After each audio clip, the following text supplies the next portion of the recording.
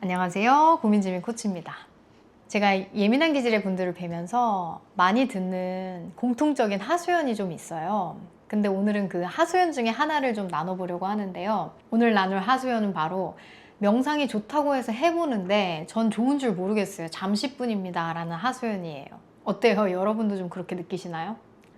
여기에서 회원님들이 주로 의미하셨던 명상은 호흡 명상이었고, 효과가 없다라는 의미는 명상을 하면 삶이 좀 편안해진다고 하는데 삶이 편안해지는지 모르겠다라는 의미에서의 효과가 없다였어요. 근데 여기서 좀 파헤쳐 봐야 되는 게, 사실 호흡 명상의 목적은 호흡이 좋아지는 것 자체는 아니고요. 호흡을 수단 삼아서 내 주의가 바깥쪽으로 향하는 걸 내 호흡으로 계속 가져오게 훈련을 하고, 그러면서 이걸 알아차리게 함으로써 현재에 머무르는 연습을 시키는 것, 그것이 목적이에요. 그러면 여기서 우리가 어떤 걸 질문해 볼 수 있을 것 같냐면, 왜 우리의 주의가 안이 아니라 계속 바깥쪽을 향할까요? 를 질문해 볼 수 있을 것 같아요. 이 말은 내 주의가 왜 현재에 있지 않고 미래나 과거에 있을까요? 랑 같은 말이라고 생각합니다. 저는 그럼 여기서 이렇게 대답할 수 있을 것 같아요.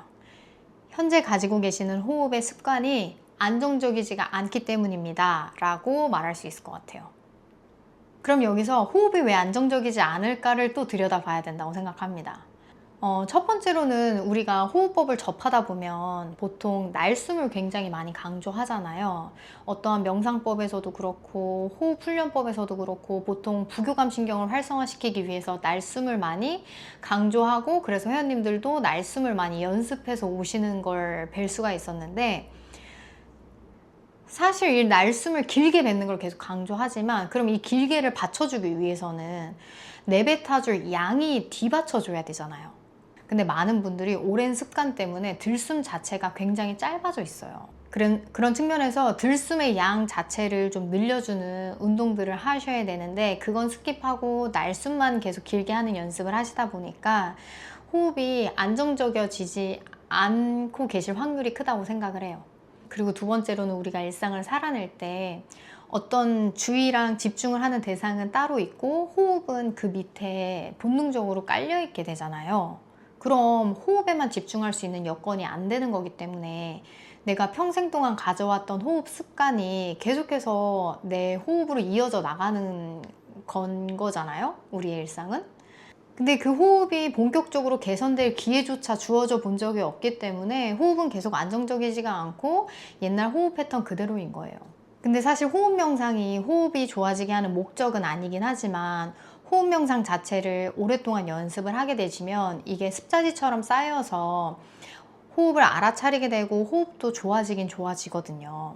근데 이게 되게 오래 걸리는 과정이기도 하고, 우리같이 예민한 기질의 성향의 사람들은 이미 생각이 굉장히 많은데 호흡에만 집중하는 명상을 했을 때 오히려 생각들이 되게 더 많이 들어와서 그 과정을 계속 실패하는 경우를 많이 봤거든요. 저 역시도 그랬고. 그래서 저는 이 대목이 바로 호흡 명상보다는 우리 예민한 사람들한테 움직임 명상이 더 효과적인 대목처럼 느껴져요. 명상에도 종류가 정말 다양해요. 걷기 명상도 있고요, 먹기 명상도 있고요, 등등 여러 가지 명상들이 있는데, 제가 추천해드리고 싶은 방법은 소마라는 운동 분야가 있어요. 근데 그 소마라는 틀 안에도 여러 가지 분야들이 있단 말이에요. 이 호흡 명상이 어렵게 느껴지신다면 이 소마라는 분야를 경험해 보시기를 적극 권장하고 싶어요. 다만 여기서 주의하실 점은, 우리가 삶이 편안해졌다 이 지점까지 가더라도 이게 계속 유지되는 것은 아니에요. 왜냐하면 우리는 중력이라는 것 안에 노출되어서 살아가기도 하고, 또 우리가 원하지 않아도 인생이라는 것 자체가 외부 환경이 계속해서 발생하게끔 설계되어 있잖아요. 그러면 다시 호흡이 짧아지는 상황이 생겨요. 근데 이것까지는 어쩔 수 없지만 우리는 또 그 빈도를 줄이고 싶어요. 근데 이거는 뭘로 가능하냐면 호흡을 개선해주는 운동을 통해서 가능해요.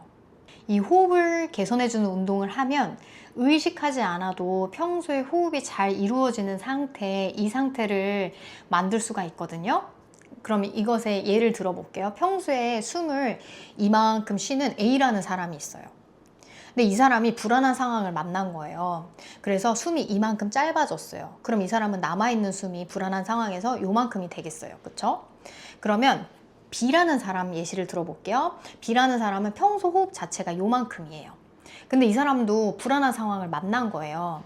그래서 이 사람이 호흡이 또 이만큼 짧아졌어요. 그럼 이 사람은 남아있는 숨이 이만큼밖에 없어요. 그러면 숨이 훨씬 더 이 사람은 짧아진 상태가 되겠죠. A라는 사람이랑 B라는 사람이랑 경보가 울리는 빈도수 자체가 다를 수밖에 없을 거예요. 그러니까 명상이 계속해도 효과가 없는 것처럼 느껴지신다면 그 안 되는 것 같은 명상만 붙잡고 그 단단한 바위를 깨부숴 보려고 하시는데 에너지를 쓰는 게 아니라 조금 다른 도구를 써보는 것도 한 가지 방법이 될 수 있다고 생각해요. 근데 그 방법이, 그 다른 도구의 방법이 저는 호흡이라고 생각을 하는 거고요. 그 호흡을 활용해서 바위에 좀 금이 가게 만들어 놓은 다음 그 금이 간 틈을 이용해서 그때 해보는 명상은 또 다르게 느껴지실 테니까요.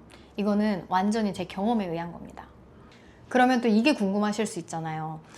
일상에서 호흡이 좋아지는 운동을 어떻게 할 수 있는데, 이게 궁금하실 수 있을 거라고 생각하는데, 근데 운동의 종목은 상관이 없어요.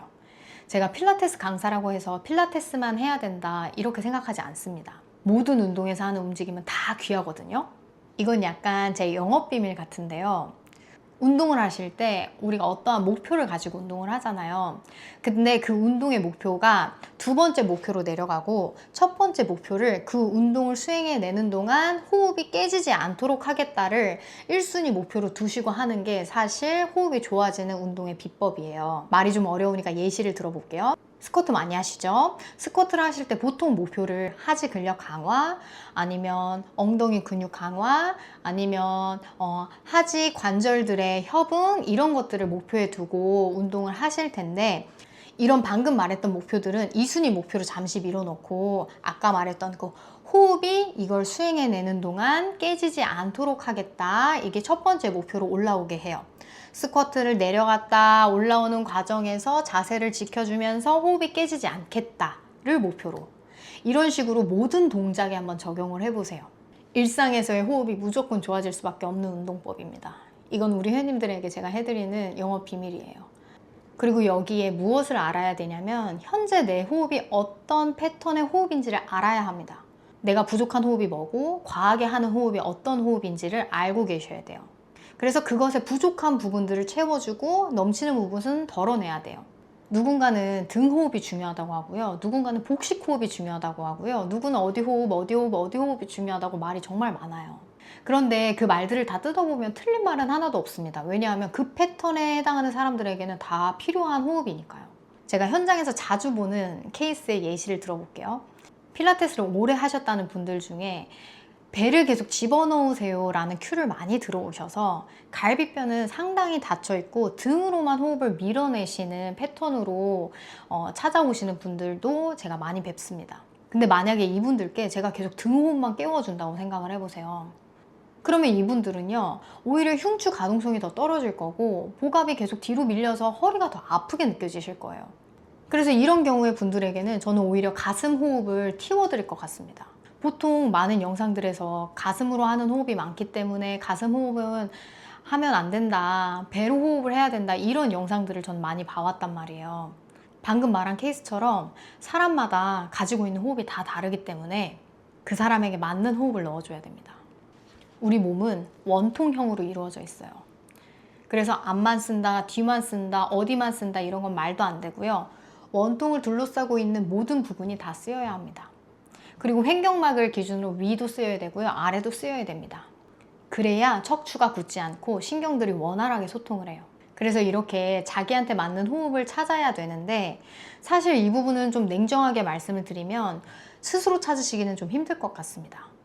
이 부분은 주변에 계신 호흡을 중요하게 생각하시는 여러 분야의 선생님들을 좀 찾아가 보세요. 도움을 받으시라고 이 부분에 있어서는 적극 권장을 하고 싶습니다. 그리고 제가 현장에서 또 경험한 바로는, 몸을 바꾸겠다고 한 가지 패턴으로 급격하게 몸을 계속 바꾸려고 하면 통증이 반드시 동반돼요. 이게 근육통이 아니고 약간 두통이나 이런 신경통처럼 그런 통증들이 동반되는 경우를 많이 봤습니다. 왜냐하면 몸은 익숙한 패턴을 유지하려는 경향이 있어요. 그런데 이렇게 급격하게 바꾸려고 할 때 근육들이 성질을 좀 냅니다. 그리고 그게 통증으로 나타나는 거죠. 예를 들어 볼게요. 제가 예전에 호흡이 굉장히 짧았어요. 전 천식도 알았던 사람이기 때문에 호흡이 굉장히 짧아서 앞쪽 호흡들을 좀 틔워야 됐기 때문에 신전하는 동작들, 이렇게 뒤집는 동작들을 해서 호흡을 계속 틔우는 것들을 많이 했단 말이에요. 그리고 또 어깨가 말려 있었으니까 어깨를 막 펴주는 그런 후면 삼각근 운동 같은 거, 이런 것들을 해가지고 호흡을 막 한쪽 방향으로만 틔웠어요. 그러면 저는 그 다다음 날 혹은 그로부터 며칠 뒤 몸이 다시 원위치로 돌아가려고 할 때 굉장한 두통이 동반됐습니다. 여전히 필라테스 세미나나 이런 데 가서 제가 몸을 급격하게 바꾸려고 하는 이러한 움직임들을 하루 종일 하고 온 날에는 그 다음날 두통이 전 동반돼요. 아니면 그날부터 동반돼요. 그리고 저뿐만이 아니라 회원님들 몸을 빨리 바꿔드리고 싶어가지고 제가 급격한 이런 인풋을 넣었을 때 회원님들이 다음날 두통이 있다고 연락 오시는 경우들이 종종 있었어요. 근데 사실 그 경험은 제가 프로그래밍 할 때 용량 조절에 실패한 거죠.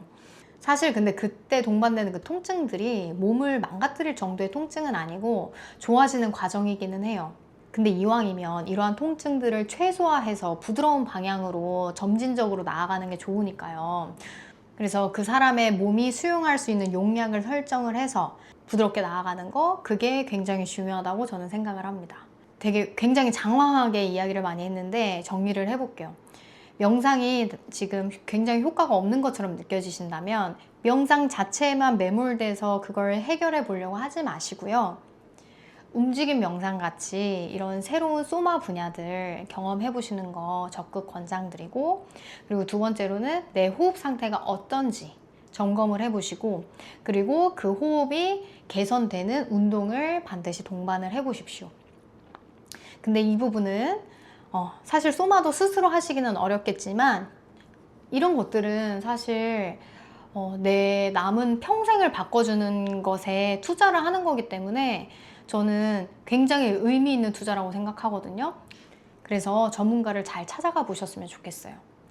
SNS상에 떠도는 어떤 호흡이 좋다더라, 어떤 호흡이 좋다더라, 그 호흡만 쫓아가는 게 아니라 나한테 맞는 그런 호흡법을 찾아내셔야만 합니다. 그렇게 조금씩 부드럽게 나아가시다 보면 그때 다시 명상을 하셨을 때는 지금 생각하셨던 그런 명상과는 완전히 다른 명상의 세계가 펼쳐질 거라고 확신합니다. 그래서 오늘도 예민한 사람들이 가지고 있는 공통적인 고충을 하나 나누어 보았고요. 함께 해주셔서 감사합니다.